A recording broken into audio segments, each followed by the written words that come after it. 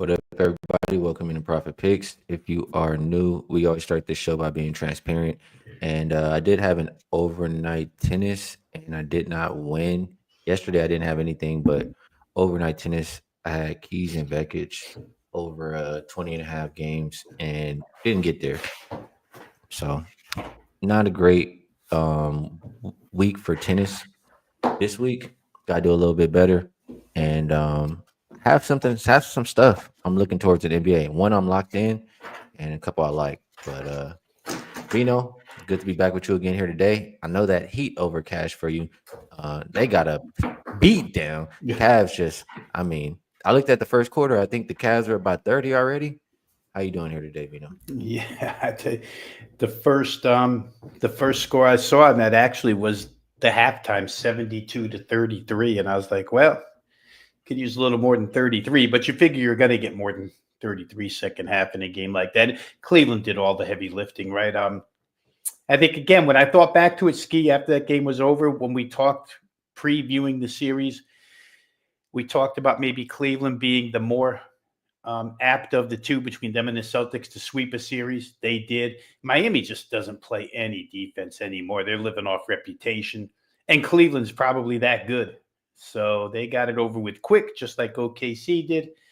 Now we'll see if some other teams can get it over with here tonight. Oh, and by the way, 2-0 yesterday because the Rockets snuck in under the number, +4, lose by 3. Game of runs, right? I mean, Golden State out quick, Rockets catch up. Golden State third quarter, real quick burst. Rockets catch up. We almost got Draymond ejected in that game. Almost, not quite. I don't know. Like it was, I was like about to be ejected, and I was like, "Oh, he's still there." So But worked out good. Casey, there she is. She's back. When Draymond gets thrown out. Yeah, we were calling for it yesterday, Casey. I was hoping for it. Almost happened. All right, 4 games for today. We'll go in rotation order. And first up, Bucks and Pacers opened up. Pacers -7. Looks like -8 right now. Total open 225. Looks like 222. I guess 222 and a half is the consensus for that one. As far as injuries, I'll refresh here. Neesmith and Mathurin both game time decision. Both or Neesmith is probable, Mathurin is questionable. And then for the Bucks, Tyler Smith doubtful. We know Dame is we're not going to see him for a while. ACL injury. So Veno, I mean, McKinnis said it. I think McKinnis said it yesterday. I'm not sure if it's on the show with you or the show I do with Kabang. I think it was last night on the show Kabang, but he said it's reminded him of a Teddy quote: "When a team is dead, they're dead." That's what he said, and that looks like Milwaukee in this one. What more are they gonna do? I mean, Giannis has gone off, and they still have lost. They're minus Dame. I mean, do we really trust Glenn and Darvin Ham to come up with some magic miracle here, or is the writing on the wall? Will the Pacers just run away with this one again? Well, they could, but I'm going to be that lone guy that keeps banging his head against the brick wall, Ski, because I played Milwaukee team total over 107 and a half. Have to get to 108. I've been through this a lot in this series, and including without Damian Lillard, right? They started this series without Damian Lillard, so I had to go back to the numbers and find out that even without Dame, they were scoring like crazy down the stretch. Before game one of this series, they had averaged 113 points in regulation. There were a couple overtime games in there, but 113 in regulation was their average without Dame in 14 games. So they know how to score without him. They don't defend, so it's real hard for me to make a case playing them as a side, and Indiana's just been on fire. But when I looked at the two different team totals, one team I'm asking to get to 108, which is minimal. In fact, in this series, it almost seems minimal. They've done it twice, And as lousy as they played, getting blown out in game 4, they still got to 101. The Pacers will allow you to score 108. There's no problem there because they'll be doing their thing, scoring their points. So I thought it was the easiest number to get over here. That's the way I played it. I just feel like Giannis will probably come out and score his bunch. And if he does, the rest of them will have to pick up a little bit of three-point shooting. But it just can't be as bad as it was overall shooting in game 2, 41.6%. They had been better than that every game of the series. So I'm there. I'm at 107.5. Their team total has dropped considerably. I think in game 1, you were asking Milwaukee to get to 112 or 113. And they, in that particular game, didn't do it. They got blown out. But the game after the blowout, they came back with 115. So even if they lose, it'd be nice to see Glenn go on anyway. But get me my 108 points and I'll be happy. So that's the way I played it. 108.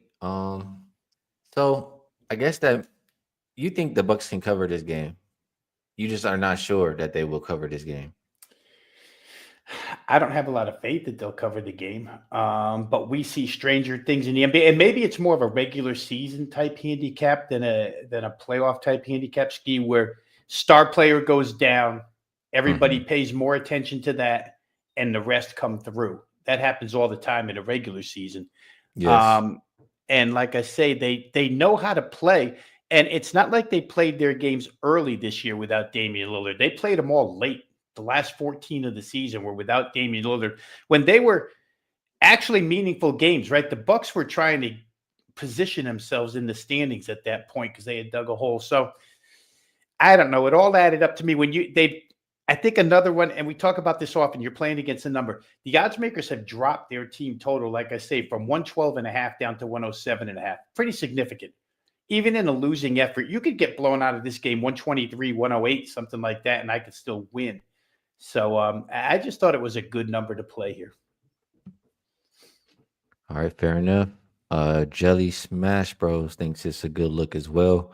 And we'll move over to the next game. That is Pistons and Knicks. Hasn't really moved sidewise. Total, though, has gone up about 1.5 or 2 points. Stewart, game time, Ivy out. We know that. Man, Pistons kind of got screwed in that last game, but I know you and I are not complaining. Or at least I'm not. You have the Knicks -1.5, Veno? I do. Oh, you do? I don't. I didn't have that series at all. Okay. So yeah, I was fine with the way the officials ended the game. So I don't really have to play this one. I really just need the Knicks to win. And if I had to play it, I think that I would probably prefer the Detroit side just because I think they'll get a little bit of a friendlier whistle just because of how the last game went. And they've played a couple close games already. So I think they're capable of it. I would probably play Detroit early a little bit more because we've seen New York flex in the second half a couple times already. So Detroit first half is appealing. What do you think of this one, Veno? Well, we know one thing. After game 1, that fourth quarter, for the first 3 quarters, Detroit wasn't affected by this venue. And then in game 2, they weren't affected. So I don't think they come into MSG tonight and are bothered by it whatsoever. I found something interesting here, Skee, where the total is concerned. Last Saturday, game 1, the total closed 222. Today, it's currently 214.5. It's come down 7.5 points. If you use that number 214.5, there's been no middle ground where totals are concerned in this series. If you use 214.5, games 1 and 3 scored 235 and 234. That's 20.5 and 19.5 points over the total. Easy win if you bet over. Games 2 and 4, 194 and 187. 20.5 and 27.5 under the total. There's nothing close to 214.5. Either it's gone way over or it's gone way under. And when you look into it a little further, you find out it's all about the Detroit 3-point shooting. In the 2 games that stayed under, Detroit made 6 and 7 threes. That's 18 and 21 points. In the 2 that went over, they scored 45 and 48. They made 15 and 16 threes. When they shoot the threes, these games fly over. When they miss their threes, these games stay under. So you put yourself in that kind of quandary. Do you think Detroit can shoot well enough tonight? I happen to think they can. What happened here? It's been a funny series. Seesaw. Offense, defense, offense, defense. There's points in this series, Skee, where I just look at it and think the Knicks can't stop Cade Cunningham. No matter what they try, they can't stop him. When Hardaway and Malik Beasley and those guys are rolling, Detroit's a pretty tough offense. And during on the glass, their team total 104.5. 105 seems pretty reasonable. This game total has been bet up now. 213 looked even better. 214.5. Now there's money on this over. I think that's a way too. But you have to get good three-point shooting out of Detroit. Where New York's concerned, New York's been steady the whole way. Go over them statistically for 4 games. They just keep doing the same thing. And it's mostly Jalen Brunson, and it's mostly Cat. Again, the Pistons aren't that good of a defensive team, so the Knicks have been able to bail themselves out with a couple of comebacks here in Detroit. I think to your point, losing that game the other day, it's the worst when you lose the game and the refs come out and tell you, yeah, we kind of screwed you. Yeah, we can't do anything about it, but you lost because of us. That's why you lost. So I think they'll come with a little bit of an attitude. I haven't bet it yet. But I would say to everybody watching or anybody that's going to watch it down the road later today, my leans would be the Pistons to get to 105. 104.5 is the total there. 105 is a winner. And this game to get to 215. I just don't like the Knicks. And even though the Knicks play slow, their games score a lot of points a lot of times. So those are the two I'm looking at. Well, those 214.5s are very quickly disappearing. I'm looking at the odds screen lighting up right now. There are a couple left, but they are disappearing. I can see it. Pistons have been giving up points. I agree. Knicks defense hasn't been the best. I can see an over in this one. 214.5. You said a couple games ago it was 222, right? When the series started last Saturday, it closed at 222. Yeah, that's a nice difference right there. I like it. I'll keep that on my short list. But like I said, those 214.5s are they're getting out of there. All right, Magic, Celtics, open -12, now 11.5. Total not really moving. Or the Celtics, Drew Holiday is out once again. Jaylen Brown is questionable, but I'm pretty sure he's going to be out there. Tatum, he's not listed on the injury report, but I know that rest is still bothering him. And I'm just looking at a little bit of a banged up Celtics team here, Rob. Magic have been competitive in the series. It may not look like it in the win-loss column, but they played them fairly close. And then it's just like somehow at the very end of the game, the Celtics, covered the game. But if you put this point spread the last 3 games, Magic would have covered in every single one. So I just think this is a little bit too high right now based on the health of the Celtics, and I've seen the Magic be competitive. So plus 11.5 is what I'm looking towards here. What do you think about that? Or what do you think about this game? Well, I got good notes on this one, Skee, because I give the audience, the chat, a little bit of fun to poke at me here. We do these Wagertalk solo videos every day, and you get assigned games. And unfortunately for me today, guys, I read my assignment wrong and showed up with 2 games all analyzed, and they already had those covered. So I'm going to give you what I had for Wagertalk and their video here. I totally agree with you, Skee. I think the Boston injury situation forces them to want to get this thing over. Just you're home. Let's end this thing. Let's get these guys some rest, whether it be Holiday, whether it be Brown, whether it be Tatum. Let's go win. Do you have to win by 12? Not at all. But I think Boston comes in with that mindset. I'd be scared to lay 12 here. Drew Holiday still questionable, right? You go through these statistical numbers through 4 games, and there's not many edges for Boston. And if they have edges, they're minor, other than the free throw line. They've outscored Orlando by 30 at the free throw line in 4 games. It's made a big difference for them. They've shot 6 more per game. and they've shot them better. Orlando, I think the only team shooting free throws worse than Orlando is Houston. Houston can't make a free throw to save their necks. But Orlando's shooting 69.1 in this series. Boston's shooting 81.9, almost 82%. Big difference there. Why have the Magic been any good in this series? The Celtics shot 48 threes per game during the season. They're only getting off 33 in this series. Orlando's guarding the perimeter like crazy. And Boston's not even getting the attempts. 33 three-point attempts is 15 less than what they were getting during the regular season. 15 less means a chance for 45 less points if you're the Celtics. And that's kind of why I think they're scoring high. I'm trying to remember off the top of my head here. I think they're scoring high in this series was 109. They haven't scored a lot at all. So laying 12 becomes difficult from a side perspective. Orlando just stinks, right? You've talked about it for like 3 years now. They can't shoot. And when they got KCP, you thought maybe they could shoot. But the combination of KCP and Corey Joseph starting backcourt, they played 4 games already and scored 36 points combined, 9 a game from your starting back. Orlando just can't score. And they get no help from their bench. Anthony Black has scored 33 points as the 6th man. The rest of the bench, and there's 4 more of them that play pretty decent minutes, they've scored 33. So Anthony Black scored as many as they have. It's just Orlando's been really good at limiting Boston on the offensive end. And if they could ever make a shot, they might be 2-2 in this series. Who knows? Maybe even 3-1. Worst three-point shooting team in the league during the season. They're even worse than that in the series, 28%. I think the biggest question for me, if you're going to bet side, is this one of the games where Boston just breaks out and makes their threes at home? Or can Orlando, cover on defense only? Again, they've been able to do it so far. So the side became full game side for me was a tough call. But I reverted back to what I said in the beginning. Boston wants to end this thing.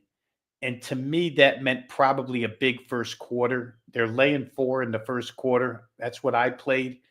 Boston -4 first quarter. Hopefully they're winning by 5 at the end. I went back and checked the first quarters in this series. There's no real support for playing that. It's not like Boston has been zipping through the first quarters in this series. They haven't. But I just think situationally, this one to me stands out. Their starters go out there. We got to get this done. And 4, I trust the first quarter 4 more than I trust a full game 12. Let's put it that way. Because unlike Miami, I don't think Orlando's going to give up without a fight here. I think they're going to fight, which Miami didn't do last night. Well, if we're looking at the last 2 games, we've seen 2 very quick starts, as in first quarter scoring, and the games just kind of die out. And I mean, I'm looking at the first half number. I mean, the full game is, what was it, 198.5? First half, 102.5. And I'm going to try to pull up a first quarter.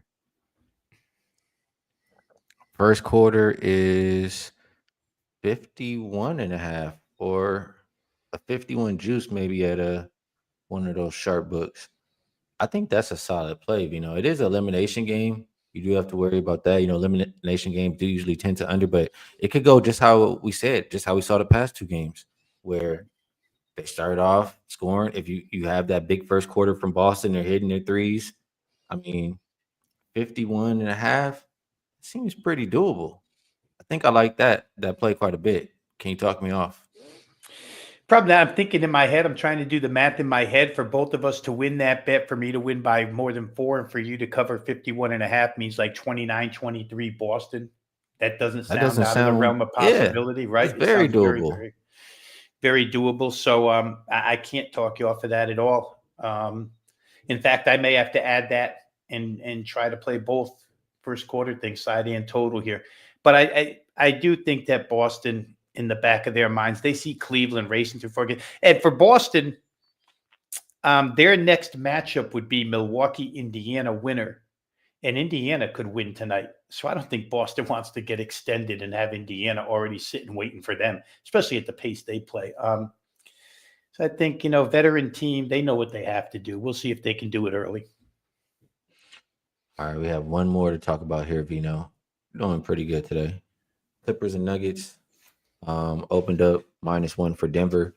We've seen a flip of favorites is now -2, -1.5, and total not a whole lot of movement there. We're looking at 208.5. I guess we'll call the consensus for Denver.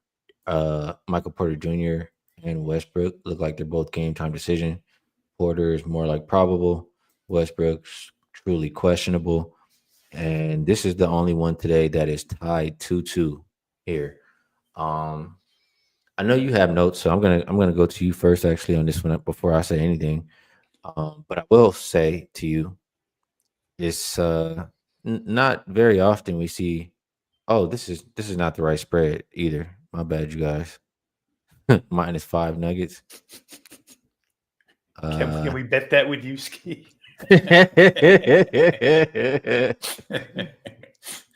All right, there we go. My bad. But what I will say is, it's not very often we see like uh, one of these decisive tied series game fives where the road team is the favorite. Veno, do you think they're favored for a reason, or how are you looking at this game? Well, the money thinks they should be favorite, right? Because I think it opened Denver 1.5 and quickly Hmm. switched. The Clipper money has been there all series long. Ski. A lot of people got in on the future bet series, and then game by game, it's been Clippers, Clippers, Clippers, Clippers. So no surprise that the folks betting the Clippers continue to bet the Clippers. What is a little bit surprising here, there's a couple of things here. Because you could make the case, honestly, I kept making the case, oh, LA could be up 3-1 in this series. But then when I thought about it, you know what? Denver could be up 3-1 in this series too. The only game they lost was the blowout. Otherwise, the other loss was a 3-point game, 105-102, which was won very, very late inside the last minute by LA. So either way could be 3-1 here. Instead, we have 2-2. It's funny though, because I kept thinking that the Clippers were outplaying Denver in this series.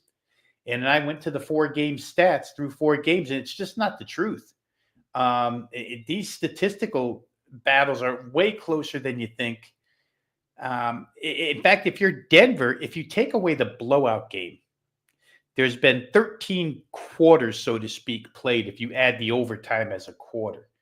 And those 13 quarters, Denver's won 8 of them. The Clippers have only won 5. I'm thinking, how the heck is this? I'm just not seeing it with my eyes right, or what? But remember when we came on skiing, and I think it was LA Clippers were going home for game 3. And I made this big case for the Clippers -5, which included role players play better at home. And the foul situation would tighten up. The whistles would get more Clipper friendly than Nugget friendly. And it happened. But then the bench went right back to being garbage in game 4. The foul calls were dead even in that game. But I got this number on the Clippers. The LA bench in the 3 close games, let's get rid of the blowout. They've scored 43 points in 3 games. And again, these are guys that should score. Batum should score. Bogdanovich should score. Ben Simmons, we know, isn't going to score. But they've got guys on that bench that should score. Derrick Jones Jr. should at least score. 43 points in 3 games is garbage. It's no help to the starters. It's even worse if you're the Nuggets. And what's worse for the Clippers is that the Nuggets bench, let me give you these numbers because I talked about Anthony Black before being the only guy on the Orlando side contributing off the bench. Denver's got 49 bench points in the entire series, 49. The team has scored 398.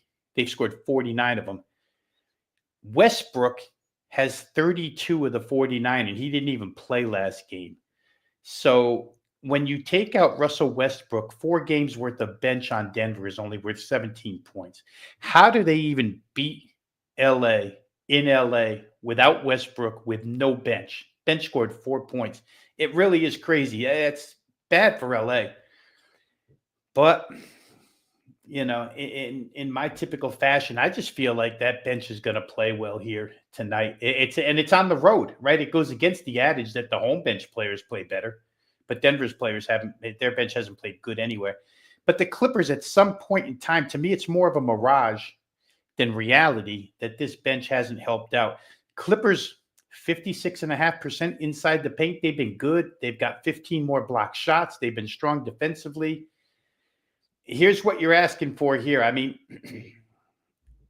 Denver's, I mean, Clippers have actually shot 39% from three. So you're talking about a team that's been good in the paint, been good from long range, block 15 more shots on the other side. All I'm asking for here is that type of effort, negate the starters, and then something from this bench. I mean, anything. The one game they gave it, they won by a mile.